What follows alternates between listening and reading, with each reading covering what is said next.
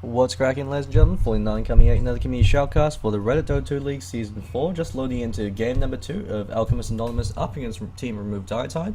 Alchemists Anonymous were able to take a very strong game number 1 off the base of the incredibly powerful offlane play coming out from the Tidehunter being played by Pieces of Cloud. They actually used a surprise Tidehunter pick to counteract RDT Centaur Warrunner. This is their initial draft. They went with the first pick Mirana, and then followed up with the second pick, Wraith King. So RDT, their drafter, believed that the Mirana was going to be the offlane hero, with the Wraith King being the tri-lane farmer. So they picked up the Centaur Warrunner, and to kind of contest that, Centaur Warrunner or the Weaver that they also had picked up could easily win the lane 1v1 up against a hero like a Mirana. Instead, they counteracted the Centaur Warrunner pickup with a Tidehunter offlane, and Pieces of Cloud, MVP of that game, completely dominated the Centaur Warrunner in lane. So they pick up a very fast level 6, a very fast Blink Dagger, continue to run around the map, creating absolute havoc for his team. And by ensuring he could land 3 4-man Ravages, followed up by the Primal Split coming out from, I believe it was KSY who was playing that Pandarian Brewmaster, so able to create a lot of ruckus in these team fights. While that was happening, the Mirana in the backline throwing out arrows, coming in for the kill, plinking away with a right-click damage coming up from the phase as well as the Yasha.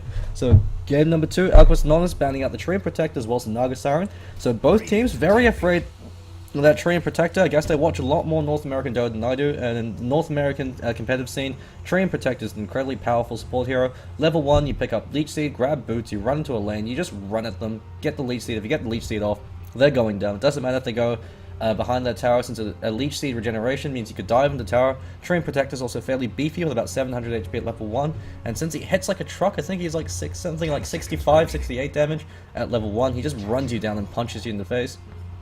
Dazzle and Mirana coming out for Remove Dietide. So the Dazzle first ban is fairly self-explanatory, incredibly powerful support hero, just because of the fact that he does so well in all stages of the game, with the Shallow Grave being incredibly clutch and team fighting early ganks to prevent your core heroes from dying, and the Weave scaling in all stages of the game, with the Shadow Wave being fairly powerful. So they banned out the Mirana, so a spec ban over to Empty, who played fairly well in the Mirana. Didn't get as much CS as I'd like, but was able to make up for it by farming enemy heroes. Wraith King being picked up by Alchemists Anonymous, so once again it could be the 4 position Wraith King being played by Teddy, or it could be the 1 position. That's the advantage of having a fairly ambiguous hero like the Wraith King as your first pickup. So Jakiro coming out from Remove Dietide. Jakiro has been significantly buffed in 8-1. They added the Aghanim Scepter upgrade for his macro power, doubles the range and doubles the duration, as well as increasing the damage by 45 damage per second at all levels. Makes it incredibly potent for when you're breaching high ground or if you're defending. If you're defending a push, you throw down a macro power, you laugh at all their creeps and you say, good luck trying to push against that. Similar to the Cold Illuminate with Tinker Marching Machines, you can't push against the Jakiro with an Aghanim Scepter macro power, and with a 60-second cooldown, it's only actually down for 46 seconds, considering it lasts for 14. Very powerful ability to be able to push as well as counter push. When you're pushing, you throw it out where you believe that Blink Initiators are hiding, especially if they have something like a Sand King, usually hiding off in the trees off to the side. If you catch him out, it disables his Blink Dagger, gives you that window of opportunity to jump in and take the tower or to be able to take a fight. Weaver picked up as a secondary hero for Alchemists Anonymous, so it could be an offlane or a tri-lane hero. Weaver functions equally well in both, although Weaver can't do all too well 1v3, just because with a few sentries it's very easy to shut him down, but 1v1 in an offlane situation against the enemy offlaner, he does excel, just because with the Sakuchi and the Jamnate attack, he harasses a lot better than you do, so he could trade tit for tat and then a little bit extra, as well as the fact that with his high base damage and with the Sakuchi, it's very easy for the Weaver to secure CS dominance in lane, and to passively shut down the enemy hero by denying them, as well as getting more last hits. Disruptor picked up as a secondary support hero from Remove Dietide, so already they've picked up their 2 support heroes. They did this in the last game, with the Shadow Demon and Dazzle's the first and second pickup. This time they're doing it Jakiro and Disruptor. Bit of an unusual combination. You do have some slight synergy with the Ice Path enabling the kinetic field to be fully stabilized and preventing them from move out from that. The kinetic field and static storm comp works very well, especially if you follow with the Ice Path, kinetic field, static storm, and then follow up with the macro power. You trap in them for a few seconds and burn them down while they're silenced and unable to escape. Could be quite a potent combination. But the biggest drawback with Jakiro is he's got an incredibly long cast point and he turns like an absolute monster truck.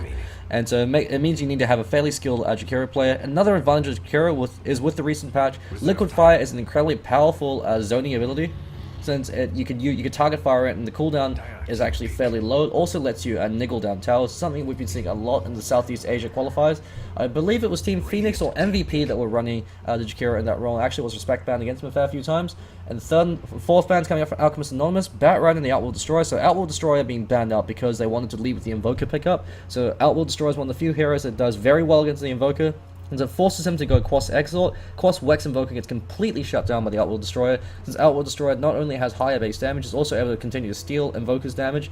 And since Invoker has such low base damage, he has a difficult enough time as it is without losing even more. And so Outworld Destroyer just denies him all as much EXP as possible, takes as much farm, completely shuts down the Invoker, and then crushes his team during team fights with a fast 4-staff or a fast mech. Ancient Apparition and Slark being banned out from RDT. Slark, incredibly powerful hero, especially against both Disruptor as well as Jakiro. Since if he catches out Jakiro, Jakiro can't do anything since he's too slow, and it's very easy to for Jakiro to telegraph he's going to throw an Ice Pass. So Slark just presses Q, Dark Packs out of it, stabs him in the face and brings him down. Same thing with Disruptor. He, in that case, against Disruptor, so he doesn't get glimpsed back, he probably wants to force his Shadow Downs all the way to bring him down fast, so quickly that he isn't able to get off his glimpse in time. Since keep in mind, Slark has a 560 magic damage 580 magic damage combination coming out with a maxed out Pounce and a maxed out Dark Pack, so 300 from the Dark Pack, 280 from the Pounce. Effectively gives him a huge amount of burst damage, and that's not even including the right clicks that comes out, especially if he gets Shadow Blade. So Nyx Assassin picked up from RDT, could be run mid or in the offlane. Most likely going to be in the offlane, just because Nyx Assassin doesn't do very well against the Invoker mid. Invoker with the Cold Snap will be able to slap your ass silly and prevent you from CSing. If he goes for Quas Wex, he can spam out EMPs, especially against a melee hero. So EMP, follow up with the Tornado, or the Cold Snap to lock him in place, burn off all their mana. Nyx Assassin with no mana is just a glorified melee creep.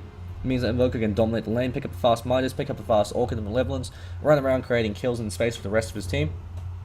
So Nyx Assassin, however, in the offlane position runs very well. They also can do what sneaky Nyx Assassin loves to do, which is Disruptor and Nyx Assassin lane, where Disruptor actually maxes out Thunderstrike, and Nyx Assassin leads the front line. With the Impale as well as the Carapace, it's difficult to bring him down, at least without there at least for free, it'll at least be a trade, just because if you go on the Nyx Assassin, he pops the Carapace, turns around the Impale, Disruptor follows up with the Thunderstrike and a few more right clicks.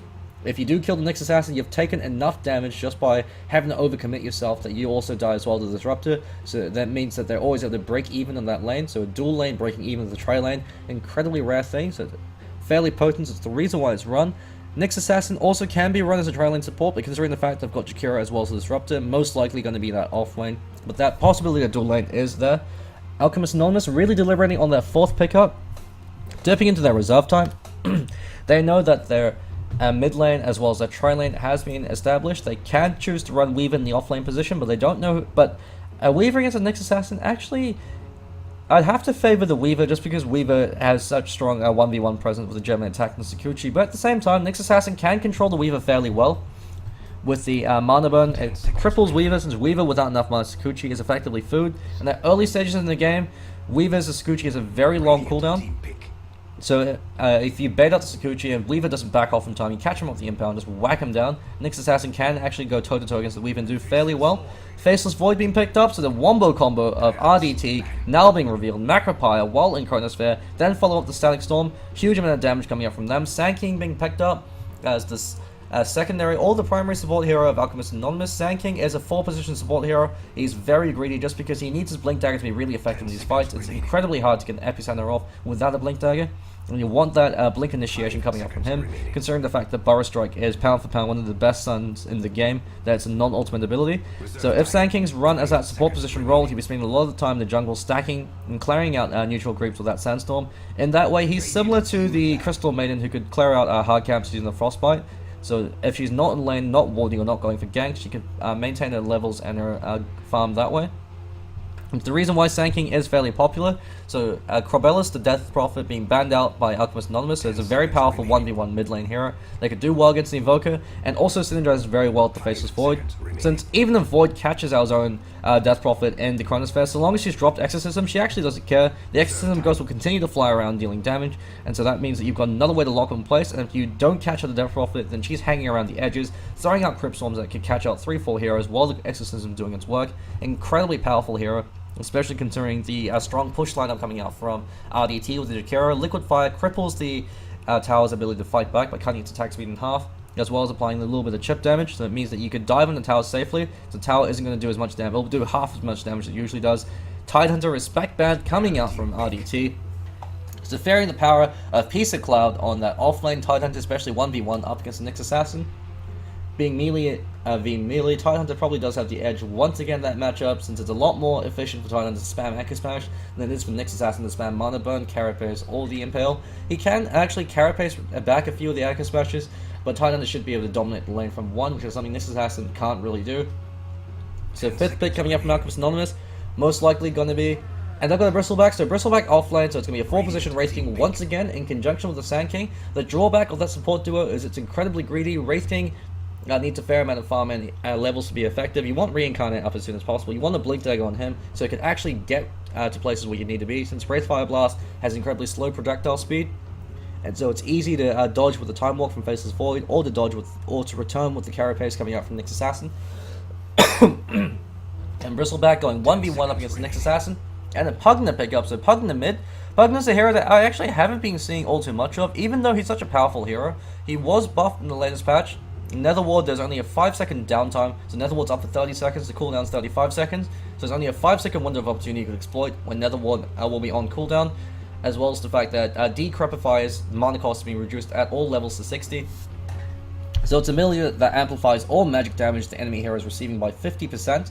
They don't have a huge amount of magic damage coming out, well, a huge amount of instant magic damage, since Liquid Fire and Dual Breath do a fair amount, but they deal it over time, and Thunderstrike deals a huge amount of magic damage over a very prolonged duration. Nyx Assassin's Impale and Mana Burn can fit the bill, so that combination can actually quickly bring down Invoker, but the real reason why you pick Pugna is the Nether Ward.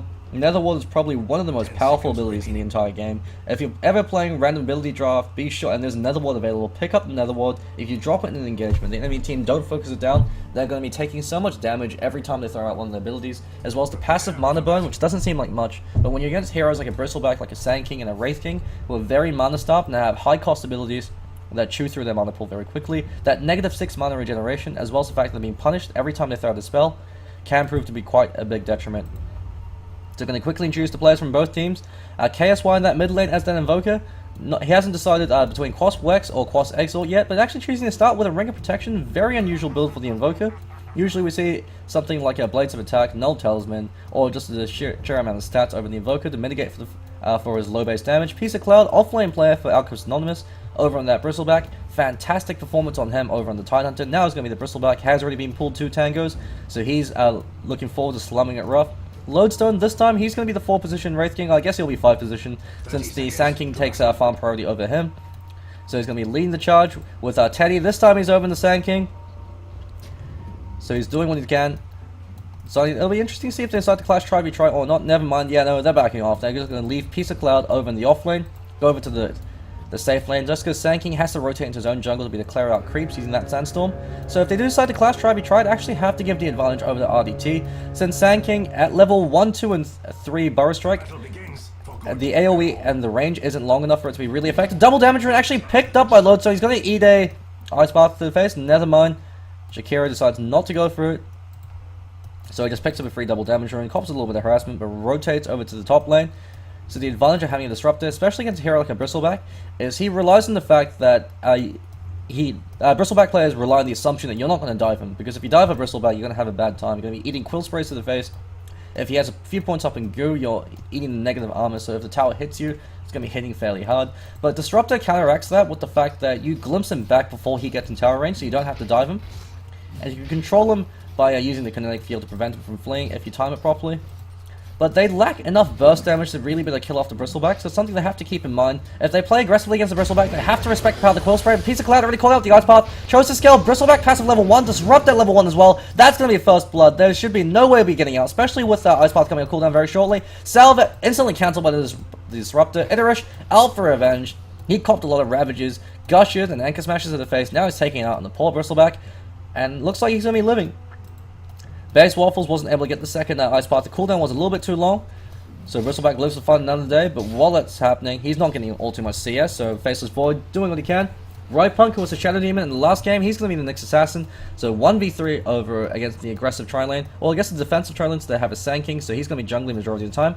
Empty, trying to do what he can to draw the creep wave away from the tower as long as possible. What you see a lot of pro players do, they try to hold the creep wave around here, right before it gets in tower range, because once it's in tower range and the tower is hitting down the creep wave, it means your next creep wave will actually be pushed out to about here, and that means that you're in the danger zone because the enemy team players can come in from around there. You've got that window that they can come in from. You're a lot closer to the enemy tower than you are from yours, so you always want to control the creep equilibrium by making sure it's just outside the tower range. So some pro players, you actually see them running around here, running around, constantly keeping the creep wave at bay before their creep wave arrives. It's something that you have to keep in mind when you're playing that one position role, is creep equilibrium. It's one of the things that distinguishes a good carry player from a bad carry player, or if the carry player isn't the one doing it, even the support player can do it. That's why sometimes in pro games you see support players tanking creep waves for no apparent reason. They're doing it to make sure that the creep equilibrium isn't completely wrecked. Piece of Cloud, he's going to be eating those liquid fires to the face. It's the reason why Jakiro is such a powerful hero in this current meta and the latest patch, is the fact that it's free harassment. It doesn't cost any mana, it doesn't give him a stick charge. All it does is just continue to burn them, reduces their attack speed as well, so if they do decide to turn and fight you, it's a lot more difficult for them to do so, especially in the early stages of the game when most heroes have very low attack speed. But Sand King, he's going to be doing what he can to pick up his farm. Since Sand King at level 1 and level 2, Burrow Strike doesn't have enough range to be very effective. At level 3, level 4, that's when it starts to have enough range to be effective. But that means that the support heroes, as well as the mid player for RDT, they know that it's going to be very difficult for them to be ganked successfully, so they know that they have that presence of mind, or that peace of mind, I should say, that they're not going to get that support rotation coming in.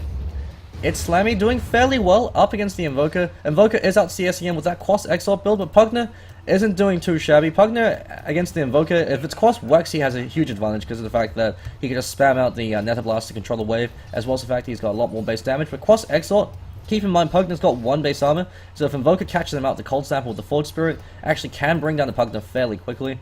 So while Pugna is an incredibly difficult hero to kill with the Decrepify, you can self-decrep yourself, and Lifesteal, he still is squishy if he's caught unawares, or if those abilities aren't able to go off. Sand King now has level 3, so he's got that level 2 ultimate. Never mind choosing to go for that level 2 Sandstorm, level 2 Burrow Strike, sorry, not ultimate.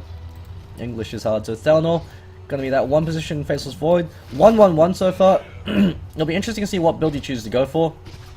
The thing you have to keep in mind with Faceless Void is Battle Fury isn't that great on him. It's good on heroes like Anti-Mage because they have the speed and the mobility to be able to continue to be able to flash farm very efficiently.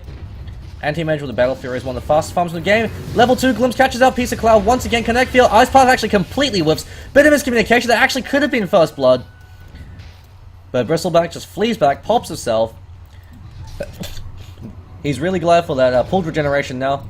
Teddy actually eats the Impale to the face, while Ripunk goes in trying to steal some CS, since if the neutral creep gets a creep, no EXP is given to either side. Empty lean the way. Well, Teddy actually goes in for some fantastic body blocks. Sunstrike actually hits, just barely misses. Ripunk flee for his life, but Empty with Sakuchi coming caught another Burrow Strike. He gets First Blood. Pugna rotates in, actually uses D-Crap with a Nether Strike. Actually only catches out Lodestone. They turn around. They actually could be a kill for the Pugna as well. He's in a very bad situation right now. Doesn't have enough mana to throw out another Nether Blast or a Softer Crap. Forced to blow the ward. And Empty backs off. He knows that he got what he can for. And Piece of Cloud, while he's having a pretty difficult time, he hasn't died, so that's the number 1 rules the offlane is try not to die. If you could do that, even if you're underfarmed and under-leveled, you're still going to be a lot more effective once the mid-game kicks in, so long as you're able to get some form of EXP. He's actually hasn't been denied much at all. He's about to hit level 6. Support players really haven't been controlling the creep equilibrium all too well. It's always up against the tower, so it means that Bristleback he's got a safe haven to be the farm and get EXP. Even if he's missing CS, or unable to get to creeps at all, so long as he's able to get the EXP, once he's level 6, level 7, and the support heroes rotate, he could go mano a mano up against the Void and make his life absolute hell. Void choosing the max out time lock already has Agi Treads up on him. So, choosing not to go for the Midas build, he still can decide to go for the Midas, but it's a fairly delayed Midas at that point. But if you're going for a Midas, you want to get it by about 8 minutes. That's usually the acceptable time. 9 to 10 minutes is also okay, but the fact that Midas isn't really a fighting item means that it's a fairly greedy build. You only do it if you know that you could either get away with it, if your team can hold the line and make it to the later stages of the game, or if they have a defensive draft and they're not punishing you for your greed. So Faceless Void can go for the loader build, which is the Hand of Midas treads into either Mask of Madness or the Maelstrom, depending on how farmed you are, since all you really have to build on Faceless Void is attack speed. Since Time Lock does so much damage, and I believe it does double damage when you're... Yeah, it does double damage when you're in Chronosphere, so if you just stack attack speed, you can do a hell of a lot of damage. Ripunk being a bit cheeky, Carapace has been blown now, KSY Doesn't have enough mana for the Colson. Actually is on cooldown, so unable to go in for the kill. But with 4 points up in that Exxon, 2 points up in that Quas, he hurts like hell. Looks like he's going to go for that Hand of Midas, so pretty standard build over the Invoker. The reason why Midas is so powerful in the Invoker is he needs gold as well as EXP to be effective. And the Hand of Midas is picked up on Invoker for that reason, for the EXP as opposed to the gold. The gold and the attack speed is nice, but the real reason is the EXP. Tower's actually being pressured now with base waffles, constantly throwing out the Liquid Fire, choosing to completely forgo Dual Breath. I do agree with this build. The issue with Dual Breath is, while it's a very powerful nuke, it chews through a huge amount of mana. It's 135 mana at level 1. It's a fairly subpar nuke at the early stages. Once it hits level 3, level 4, then it's quite potent, but at level 1, level 2, it's not really worth the mana. Having a few extra points up in the Ice Path means a lower cooldown, a bit more damage, and a longer duration. So it means the difference between getting 2 Ice Paths off of a fight or just getting 1, especially with the 9-second cooldown at level 4. But the build for the Jakiro so far seems to be to max out that Liquid Fire as soon as possible, just because it does a lot more damage than all of your other abilities, and it gives you so much pushing and harassment capability in lane. So Teddy farming away. He's 2/3 of the way over to his Blinkstone, so the Greed of the Sand King has not been punished, and Bristleback hasn't taken the fall yet. So Alchemists and Anonymous are doing very well. As the supports have rotated, he's immediately going on Thalna. Thalna actually could be taking fall. He's going to force to blow that time lapse, but with Warpath, Bristleback can lead the charge. Kinetic Field actually traps him in place. So great Kinetic Field coming up from Idrish. Actually, each 1-2 hits. He's going to be taking a fall. Piece of Cloud's going to get a free kill. Might actually be to go in for 2. With that goo as well as the Warpath, he hurts like hell. Gets a solo double kill. MVP, Piece of Cloud once again. Got enough mana for another charge for his Warpath. That's going to be a triple kill on his own. Never mind. He's choosing to back off. He turns around for the Ice Path.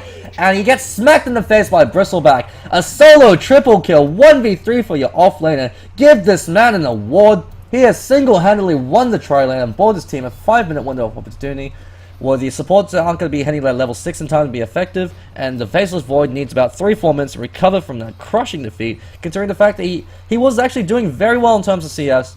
Up until that point, he underestimated the Bristleback. Once you have Warpath, once you have a few points up in the goo as well as the Quill Spray, you hurt like hell. The goo reduces your armor as well as reducing your movement speed, and Warpath gives you damage as well as movement speed, so it means you move faster, hit harder, and the occasional Quill Spray on top of that. It's just the icing on the top. 9-minute Midas over on our KSY, so he's farming up a Storm. Pugna looks like he's the one going to be forced to build that mechanism for his team. Great pickup from him, good recognition, realizing that his lanes are falling apart. He's going to be the one that has to hold the mid game, or at least attempt to break even with a mech. Even if you're playing from behind, having that extra buffer of HP means that you can take fights if the enemy team doesn't have a mech of their own. And Pugna's a great hero to go for a mech, just because he is a very squishy hero. The mechanism gives him a lot more EHP by giving him armor, as well as that effective HP buffer of the 250 heal. So good recognition coming out from the Pugna. One of the reasons why when you're drafting, you have to keep in mind the ecology of your heroes. Which heroes can go for the clutch utility items, such as the mechanism, or in a few games, such as the Pipe of Insight.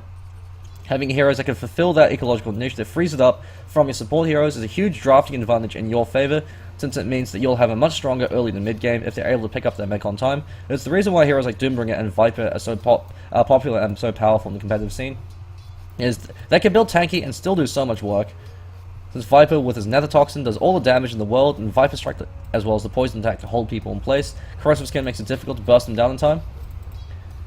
So without damage items, Viper's able to do a whole lot of work. Doombringer as well, since you really need him only for the Doom in the early stages of the game. Maybe the Scorched Earth right clicks help, but mostly having the Doom. It's slamming, going to be caught up by Piece of Cloud, who just dives in, tanks the tower, decides to kill the ward as well, even though he's coughing tower hits and the Disruptor. Glimpse is off cooldown, but unfortunately doesn't have enough mana. Piece of Cloud actually almost dies, uses a stick charge to keep himself alive, and Invoker gets a kill over on Idrish. Great plays coming out from Alchemist. Anonymous.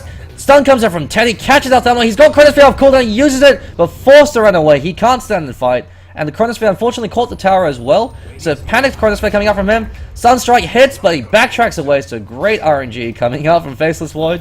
The RNG gods favored him. But Blink Dagger up on Teddy, showing it off in an engagement. So Boot and a Blink Dagger up on him, as well as a level 3 Burrow Strike and the Epicenter.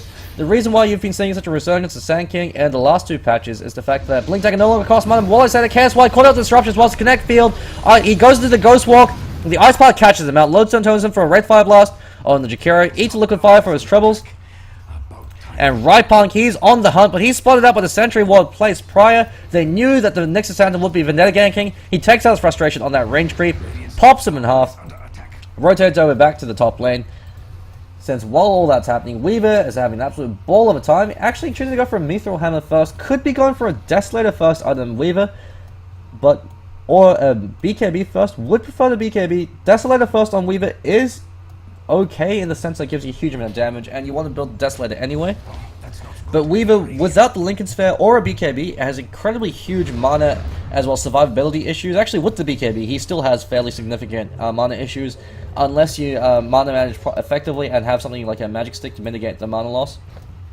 The potential mana loss you'd have by not having the Lincoln Sphere regeneration. Wraith King, no mana stick, magic wand up on him. In fact, it looks like none of the players from Alchemists Anonymous, aside from Piece of Cloud. So Piece of Cloud, he knows what's up. He's going to be the mech builder for his team. And he used that magic wand in that 1v3 engagement when he took home a solo triple kill. Faceless Void, he's got a fair amount of farm, so he hasn't decided to choose what he's going for yet. Cancel decide to go for that Midas, but his time lapse is on cooldown. He's going to be taking it full. Piece of Cloud smacks him out again. Never mind, he gets fogged for a bit. But with one more coil spray, he gets a kill. Bristleback completely unhindered, running roughshod, and just completely forcing himself into the enemy team. Lodestone runs, he's got the reincarnate, so he ain't afraid of no ghost. He's turned into a spooky skeleton with a Decrepify, copying that Thunderstrike damage. One more right click as well as that Nether Block, brings him down with a reincarnate. It's a trap. Teddy's got Burrow Strike, catches out 2. Wraith Fire Blast on base, waffles. He takes the fall but throws out 1 Ice Bar, catching out 3, preventing Idris from also taking a fall. So he's the sacrificial lamb, does what he can, says, earn this, my friend, and then he takes the fall. And saving Private Idris, flees for his life, but Bristleback smacks down the Nyx Assassin. Don't know if he landed a blind Chronosphere, I could have called him out, but decided not to commit. Misses a free kill. And so the cash pinata, the Bristleback, hasn't been cracked open yet. He's almost got that mechanism. Once Bristleback has a mechanism with a level 4 Bristleback passive, as well as that Krill Spray, you're not going to be bringing him down. And KSY, a little bit confused. I guess he thought that his teammate would be taking the fall. Going for that Zoo build, almost has that level 1 Necrobook. The reason why the Zoo build works so well on Quas Exalt Invoker is with 4 points up in the Quas, you have 2 Forged Spirits, so 2 Forged Spirits plus the 2 Necrobook minions. The way Cold Snap is coded is any source of damage they take, including damage over time, will proc an instance of Cold Snap. It does have an inbuilt cooldown of, I think, 0.5 seconds, so it can't proc repeatedly. Multiple instances can't proc at the same time, but if you have 5 units hitting someone with a Cold Snap, you're getting the maximum amount of Cold Snaps, and Cold Snap actually does a huge amount of damage, as well as the mini-stuns preventing them from doing anything, so they can't blink out. The only hero that could actually escape that kind of harassment is the Morphling, since you can Strength Morph and then Waveform out once you weather out the storm. Right Punk actually going on the hunt on KSY, actually can't catch him out. If he lands that Impale, Impale catches him out. Where's the Mana Bone? Actually uses Carapace instead, but the Nether Ward actually finishes him off. Invoker decided to be a bit cheeky, tried to channel that Ghost Walk, 200 mana, and he eats it, and he eats the Nether Ward to the face. That's the power of Pugna's Nether Ward being showcased right there. Mechanism finally being revealed. Piece of Cloud, TP's top to help defend his teammates, but is glimpsed back, so that's another reason why Disruptor is very powerful. But the level 4, almost level 5 Disruptor, it's a level 12 Bristleback with the mechanism flying up to him. He's not going to be afraid of... he can probably go 1v5 against the entire team and do fairly well. Assuming they're heading us back, he could probably actually win 1v5 with that mechanism now up on him. They're going to take that tier 1, but it's a trade, so... Good play, recognition coming up from RDT, at least making it a trade. If you're going to lose a tier 1 tower, don't lose it for free. At least get something in exchange. Pressure the enemy tier 1s in other lanes that they're not present at, especially if they're grouping up. It's one of the ways you counteract death ball push teams that like to group up as 5 and fight as a single train. You split up, you try to place pressure on whatever lane they're not at, and you try to delay time. So picking up a hero like a Coddle when you see a all-in push strat, great way to delay it, since he's able to hold the line on his own, and with the recall, he could also bring back allies when things get rough while it's happening. Your other teammates are placing pressure all around the map. The reason why heroes like Morphling are so popular is because you could split push and just go back to the replicates. They're trading tier 2 for tier 2, so a lot of gold going in exchanging hands, but 5,000 gold lead in favor of Alchemists Anonymous is 7,500 EXP lead. EXP lead's really what's going to be the critical factor. They're beating down the tier 3 tower. So it looks like it could actually be a base race. Never mind. RDT, they know they can't base race in time, so they're backing out. That tier 3 is actually going to be taken for Macrofire level 1 being dropped. They're pressuring on the racks, the early Necrobook as well as the mechanism. Actually, they take out the Radiant Courier. And they're making it a base race, even though they're that far behind in terms of EXP as well as in terms of gold. Faceless Void can hold the line if he lands a Chronosphere, can at least buy some time. But Iterate, never mind, Base Waffles takes the fall, and they take their first set of racks. The melee racks takes the fall. Epicenter, holding the line. Iteration is going to eat a burst strike in the face. He doesn't have enough mana, unfortunately. Turns around, he can glimpse him back. Right Punk catches up and dead as well as the Impale. One more right click on the mana burn. Eats a Wraith Fire Blast to the face. Covering fire coming out from the Wraith King, even though he is glimpsed back. And they hold on to their own tier 3 as well as their own racks in exchange for a set of racks without a fight. Questionable players coming out from RDT. They really should have backed off, and then they lose a few kills to top it off. Alchemists Anonymous in the commanding lead of game number 2. That's a Desolator up on Weaver. A 17-minute Desolator. While I do question the effectiveness of not having that Link Sphere or the BKB, when you're just running and you need 2-shot the enemy supports, I guess the Desolator is making a huge amount of work then. Especially since it's synergized with a negative armor coming out from the Swarm. KSY actually farming up the hard camp stack. So he's saying, cheers for that, man. He's got a level 3 Necrobook up on him. So probably going to be going towards a 4-star as his next big item, since it gives you that gap closer, which is what Quas Exile Invoker lacks, just because Invoker's a slow hero with 280 movement speed, same as the Crystal Maiden, but he makes up for it with points in his Wex, since Wex gives you movement speed per instance that you have active. But when you go Quas Exile, you're not going to have all too many points in Wex, at least to the later stages of the game. And so having something like a 4-star is a great gap closer. It lets you just push yourself in, catch him out with the initial Cold Snap, then you summon your 4 Spirits, your Necrobooks, and you go to town and just slap him silly. Blink Dagger up on the Wraith King. So while I was questioning the greedy support duo, the Sand King as well as the Wraith King, Alchemists Anonymous, they're making this King duo work as a Game of Thrones up in this bitch. The 7 Kingdoms, they've got 2 of the 7 Kingdoms up so far. Piece of Cloud just tanks the Life Drain, kills the Nether Ward, and it's slamming, now takes the fall. Doesn't even have enough time to pop off as a Mechanism. Never mind, he popped it off earlier. Gets out DPS through. Right Punk misses the Impale, lands the Vendetta. Macropire provides some covering fire, but it's just not enough. Piece of Cloud is absolutely unstoppable. The Red Fire Blast catches out Right Punk, and turning around trying to do some damage while they can. Teddy's got a Burst Strike coming up cooldown very shortly. He's going to catch out Right Punk if he happens to flee. Never mind, just right clicks him down. Doesn't even need it. He's got it now for the Faceless Void. And that Cold Snap and the Forward Spirits, the Wraith Fire Blast brings them down. 4 in exchange for 1. And that's a tier 2 mid that's also going to be taking the fall. They will be respawning back fairly shortly, but with Necro 3 as well as double Forward Spirits. And the Bristleback leading the charge. He's got a Sange up on him. He could be going for Sange and Yasha, or a Heaven's Halberd. Heaven's Halberd most likely going to be the superior pickup on him. Since Faceless Void doesn't have a BKB, is nowhere near it. It has a Mjolnir. So he's got the little kitty Hammer of Thor, but he just isn't doing enough damage. He doesn't have enough survivability or enough damage. It's the biggest drawback of Faceless Void. He doesn't hit fast enough to be able to do all too much damage while it's happening. Iterate takes another fall. Nether Ward doing a lot of work, actually forcing them back. So they're able to at least hold the line. KSY using that Life Drain eats a Deafening Blast in the face. The Pugna Deafening Blast, probably the best AoE CC ability in the game. Not only does it stun, push them back, and also disarm. KSY eats him down to the face. Carapace is popped. Where the hell is the Mana Burn? It's already on cooldown. Never mind. He's got an Impale coming up second. 1 more second. He actually whips it. He's going to be taking the fall now. Cold Snap's going to be coming off cooldown very shortly. Doesn't even need it. Just right clicks him down. Lodestone, Wraith Fire Blast is available up on him as well as the Reincarnate. Stick Shot is up this time. So Lodestone learning from Teddy's mistakes. Picking up a few tips from Piece of Cloud. Magic Stick, very good item. Piece of Cloud actually takes a fall. Cash Pinata, the Bristleback, finally being smacked down. Decraps himself to prevent the right clicks coming out from Lodestone. Is forced to back away. He's being glimpsed back. Very short range glimpse. And while that's happening, Iterate just takes the fall. With empty, he actually could be dying in the Static Storm. He does die. No BKB, just going for pure damage. Really is starting to regret that. The reason why Weaver builds Lincoln Sphere is he doesn't need damage early on in the game. He has all the damage he needs from his Gem attack, his Sakuchi and the Swarm. What he does need is survivability and sustainability, and that's what the Lincoln Sphere gives you. But hey, all in all, he's making it work. He's going for a very angry, very aggressive early burst damage build, and he's definitely pulling it off. Once again, the score is 20 for 5. So RDT, they did get that significant kill on the godlike Bristleback. So Pugna, huge influx of gold. He's got Necrobook 2 up on him. But it could be too little too late, especially when you consider the gold graph. 15,000 lead in favor of Alchemists Anonymous, and the 15,000 EXP lead. The EXP lead is always more important in the early stages of the game. Gold lead is also important, but the real critical factor is the fact that your supports have a lot more EXP, have their level 2, level 3 ults up before the enemy supports do. Bristleback's level 15. He's almost got level 3 Warpath, so he's going to be 3-shotting support heroes if he gets enough stacks. Weaver level 11, level 2 time lapse, so he's going to be able to guarantee to get that off. Sand King will very shortly be having a level 2 epicenter. Invoker level 13, so maxed out Exalt. Actually going for a very unusual build.